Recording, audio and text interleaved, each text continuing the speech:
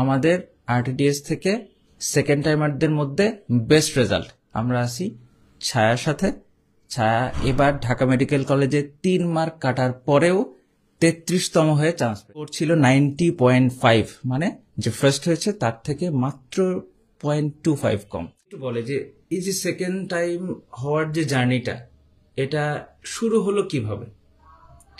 ভাইয়া, আমি যখন অল্প মার্কসের জন্য পড়ে গেলাম, তো তখন আমার আমার ভাইয়া আমাকে প্রথম ইন্সপিরেশন দেয় যে আবার তুই পারবি, তুই উঠে দাঁড়া। তারপরে আমাকে বললো যে আরটিডিএস একটা লাইভ হইতেছে, দেখ তুই। তো সফল ভাই তো লাইভ হইতেছিল, সফল ভাই তো সেকেন্ড টাইমের হয়ে 10ম স্থান অধিকার করে বসে, দেখ 10ম স্থান অধিকার করছে, তুই কেন পারবি না, তুইও পারবি। তারপর আর কি মেন ইন্সপিরেশনটা আর কি সফল ভাই দিক থেকেই ছিল।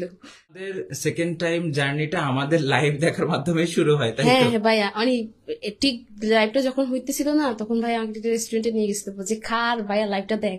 আচ্ছা, তো ভাইয়া লাইভে কি বলছিল ওই দিন, তুমি এত মোটিভেটেড হইলে ওই সময়?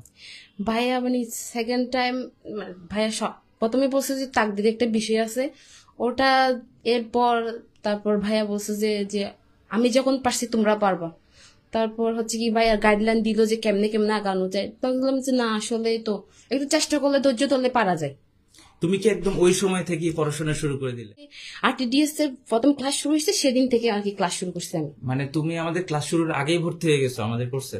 মেবি টপ 10 এর মধ্যে আমি। ক্লাসের কথা বললে যদি বলবো, মাশাআল্লাহ ক্লাস অনেক অনেক ভালো ছিল। মানে রেজি ভাই ক্লাসের কথা তো তুলনাই নাই। তারপর কেমিস্ট্রির জন্য সফল ভাই বেস্ট, আর ফিজিক্সের জন্য তো আপনি আছেন।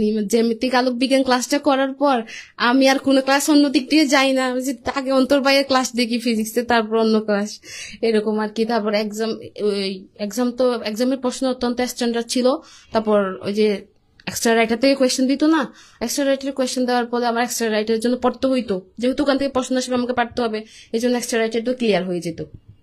আর রুটিনটা এরকম ছিল যে কি আমাকে পড়তে হবে, এটা শেষ করতে হবে এতটুকুর, মানে এত বেশি প্রেশারও না আবার কমও না, এটা কি একটা স্ট্যান্ডার্ড ছিল।